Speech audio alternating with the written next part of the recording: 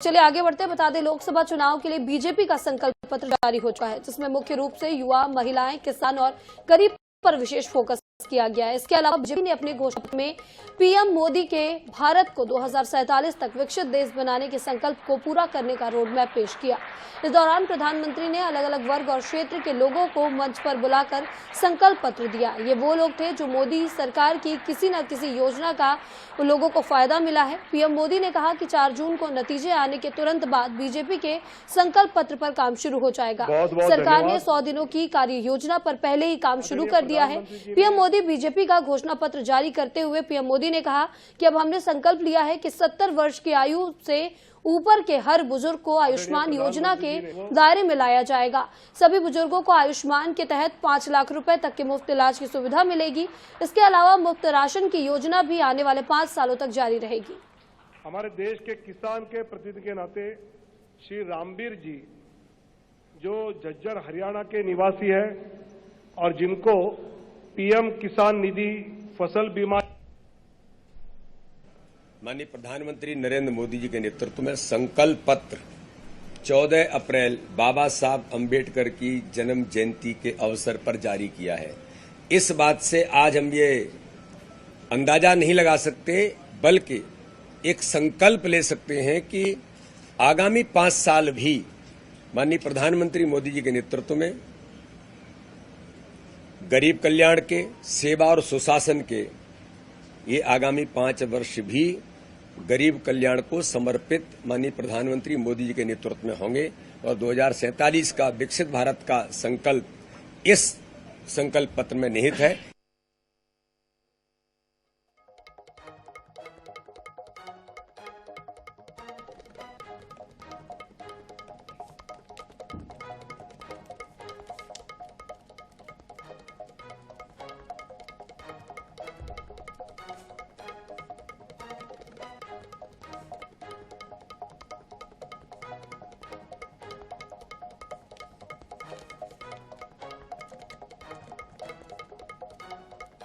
तो देख सकते हैं बीजेपी की ओर से संकल्प पत्र जारी कर दिया गया है। 10 बड़े संकल्प मैं आपको बता रही हूं। आपको बता दें, रेलवे में वेटिंग लिस्ट की समस्या को दूर करना इनके संकल्प पत्र में शामिल किया गया है। तो बड़ी बड़ी घोषणाएं की गई हैं बीजेपी की ओर से। आपको बता दें, संकल्प पत्र में 70 साल से ऊपर के बुजुर्गों को आयुष्मान योजना के तहत 5 लाख रुपए तक का मुफ्त इलाज कराया जाएगा। गरीबों के लिए मुफ्त राशन योजना 2029 तक अब लागू रहेगी। वहीं गरीबों को 3 करोड़ नए घर दिए जाएंगे। मुद्रा योजना के तहत लोन की सीमा 20 लाख रुपए तक की जाएगी। घोषणा पत्र जो है जारी हो गया। सर, घोषणा पत्र जारी किया गया, कितना अंतर है? देखिए, भारतीय जनता पार्टी संकल्प पत्र लेकर आती है और ये संकल्प पत्र विकसित भारत के। और चलिए इसी खबर पर बातचीत करने के लिए हमारे साथ 2 हमारे मेहमान जुड़ चुके हैं। राम पांडे, कांग्रेस के प्रवक्ता, हमारे साथ जुड़े हैं। रमेश शर्मा जी, वरिष्ठ पत्रकार, हमारे साथ जुड़े हैं। सर, आप दोनों का INS 24/7 पर बहुत बहुत स्वागत है। जी रमेश शर्मा जी, सबसे पहले आपके पास आना चाहूंगी। आज बीजेपी ने अपना मैनिफेस्टो जारी कर दिया है। गरीब पर, महिलाओं पर, युवाओं पर विशेष फोकस रखा गया है, किसानों पर विशेष फोकस रखा गया है। लोकसभा चुनाव को देखते हुए आप इस मैनिफेस्टो को कैसे देखते हैं सर? देखिए, ये इस मैनिफेस्टो को हम 2 बातें इसमें विशेषता दिख रही हैं। एक तो चूंकि प्रधानमंत्री ने बहुत पहले ज्ञान का सम्मान एक सूत्र दिया था और उनके ज्ञान के सम्मान में जो गा था वो गांव और गरीब से संबंधित था। आ की मात्रा अन्नदाता यानी किसान से संबंधित थी, ना नारी से संबंधित था और युवाओं से संबंधित था। तो कुल मिलाकर के इस संकल्प पत्र में इन चारों वर्गों पर ही बहुत फोकस किया गया है और ये माना जाता है किसी भी देश या परिवार का आधार अगर कोई हो सकता है तो वो युवा हो सकते हैं, महिलाएं हो सकती है और किसान और गांव हो सकता है। तो इस संकल्प पत्र में उसको बहुत जोर दिया है। दूसरी इसमें जो विशेष बात खास तौर से जो मुझे दिख रही है, इस समय भारत का जो आने वाला भविष्य कैसा हो, खास तौर से विकसित देशों की स्पर्धा में भारत मजबूत कैसे हो, उस दिशा में इसकी अर्थ शक्ति को बढ़ाना, तकनीकी शक्ति को बढ़ाना, उस दिशा में इसको कदम है। जहां तक लोगों को सुविधा देने की बात है, लोगों को सुविधा देने में इसमें कोई नया बिंदु कम दिख रहा है। मोटे तौर पर जो मकान देने की बात थी वो है, और जो मुफ्त राशन देने की बातचीत थी वो थी। उनकी जो आयुष्मान योजना थी उसको उन्होंने थोड़ा बढ़ा करके 70 वर्ष से ऊपर के हर व्यक्ति को किया है। तो कहीं ना कहीं एक आत्मनिर्भर भारत की ओर उन्होंने बहुत ज्यादा जोर दिया है, और आत्मनिर्भर भारत के लिए बहुत आवश्यक है कि समाज आत्मनिर्भर बने। तो कहीं ना कहीं ये जो 3-4 चीज को छोड़ करके बाकी कहीं ना कहीं इसमें आत्मनिर्भर व्यक्ति, परिवार, समाज और राष्ट्र आत्मनिर्भर बने, और विकसित देशों की तुलना में हम कैसे आगे निकले, इस संकल्प पत्र में इसकी झलक दिख रही है। जी बिल्कुल रमेश जी, हमारे साथ यहाँ पर पंकज चतुर्वेदी जी भी जुड़ चुके हैं जो कि भाजपा के प्रवक्ता हैं। जी पंकज जी, आप लोगों का मैनिफेस्टो आज जारी हो चुका है, बीजेपी का संकल्प पत्र जारी हो चुका है। क्या लगता है लोकसभा चुनाव के लिए कितना कारगर साबित होगा आप लोगों का ये संकल्प पत्र?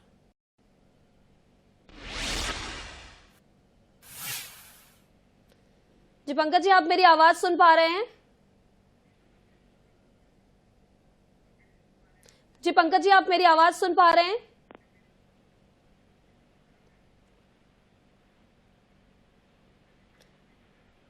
जी बिल्कुल, पंकज जी की आवाज नहीं आ रही है। अब राम पांडे जी का रुख करते हैं। जी राम पांडे जी, आपसे जानना चाहेंगे कि आज बीजेपी की ओर से संकल्प पत्र जारी कर दिया गया है, आपकी प्रतिक्रिया सबसे पहले चाहूंगी। आप कैसे देखते हैं इस संकल्प पत्र को?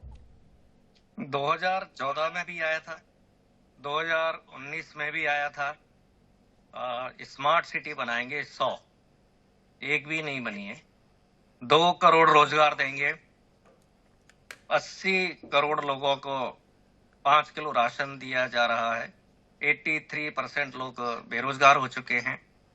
पूरे देश में जगह जगह north, south, east, west, central सब जगह बुलेट ट्रेन चलेंगी। वो कंप्लीट नहीं हुआ है, एक भी बुलेट ट्रेन नहीं चल रही है। 1 लाख करोड़ का जापान से लोन लिया था, कहा था कि 2017 तक कंप्लीट कर देंगे। मतलब जो बुलेट ट्रेन 3 साल में कंप्लीट हो, साल में भी नहीं हुई है।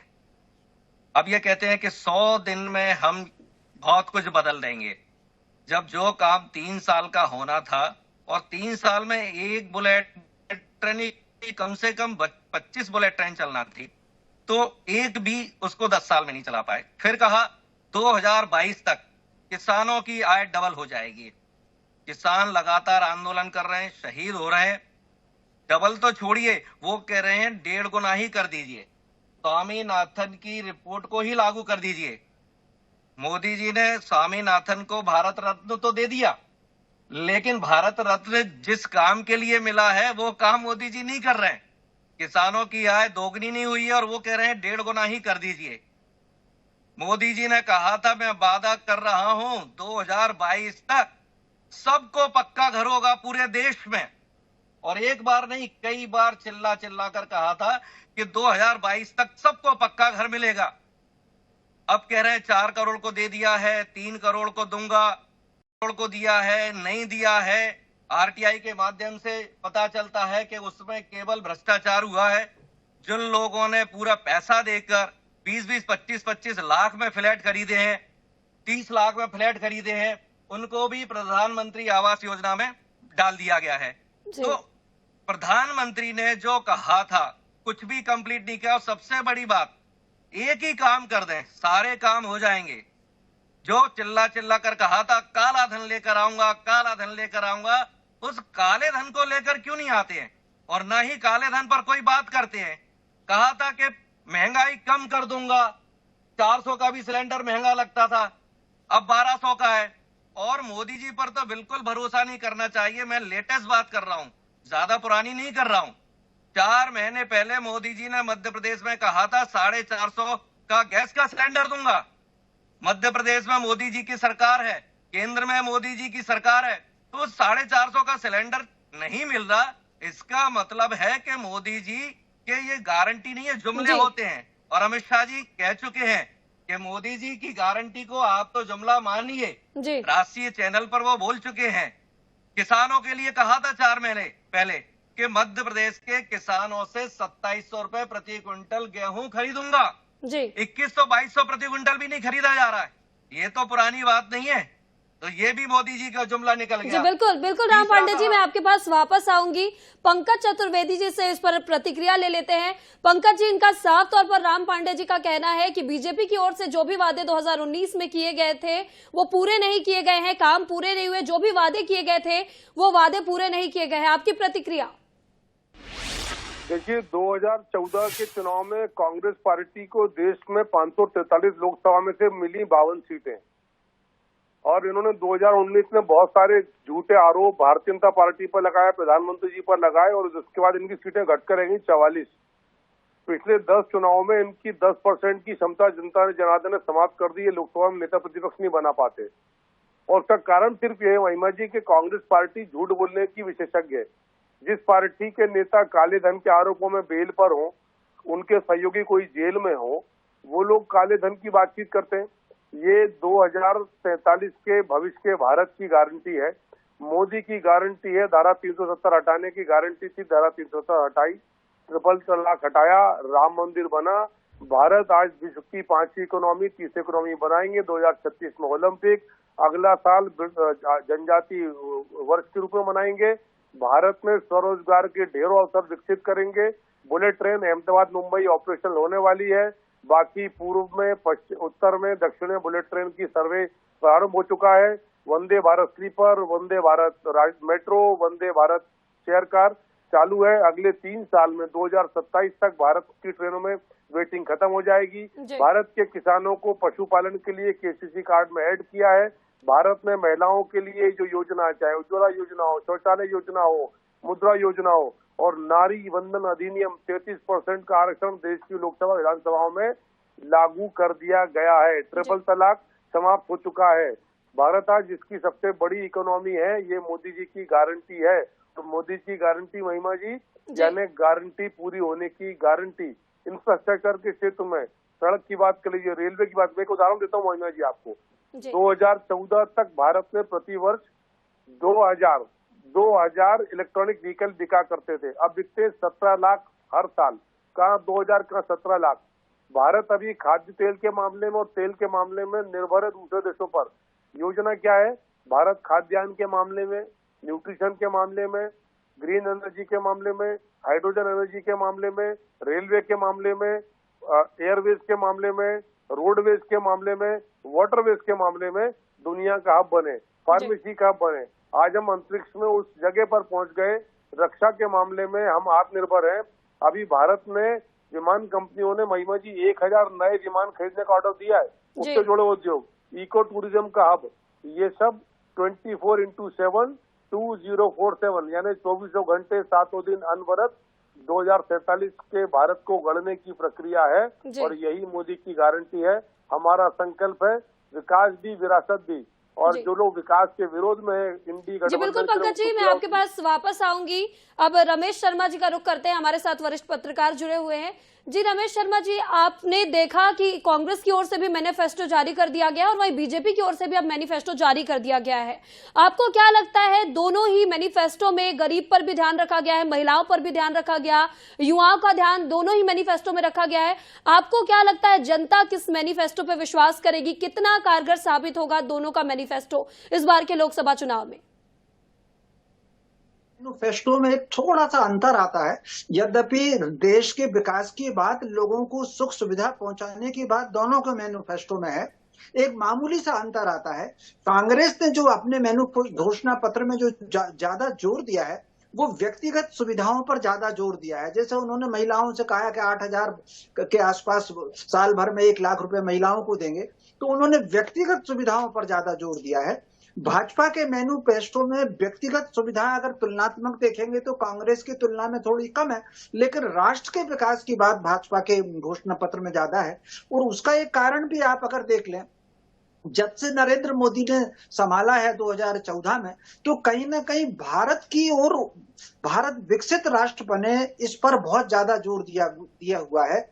व्यक्ति आत्मनिर्भर बने, सुविधाएं तो लोगों को दी है, मुफ्त राशन भी दिया है, मुफ्त मकान भी दिया है, लेकिन कहीं ना कहीं उनकी कोशिश ये रही है कि एकदम व्यक्ति आश्रित ना बने, आत्मनिर्भर बने, लेकिन भारत आत्मनिर्भर बने।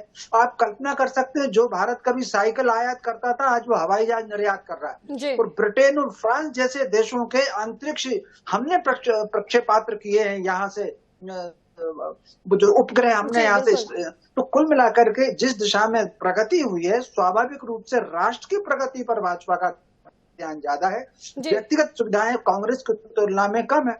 अब जो मतदाता को आप दो भागों में बांट लीजिए, जो मतदाता राष्ट्र और संस्कृति की तरफ ज्यादा प्राथमिकता देगा वो भाजपा के संकल्प पत्र से प्रभावित होगा, और जो मतदाता अपनी व्यक्तिगत समस्याओं को ज्यादा ध्यान देगा वो कांग्रेस के संकल्प पत्र से प्रभावित होगा, और यही बातें दोनों को वोटिंग में प्रभाव डालेगी। एक बात और मैं कहना चाहूंगा, यद्यपि अब बहुत ज्यादा इन संकल्प पत्रों का बहुत ज्यादा प्रभाव मतदाता पर नहीं पड़ने वाला।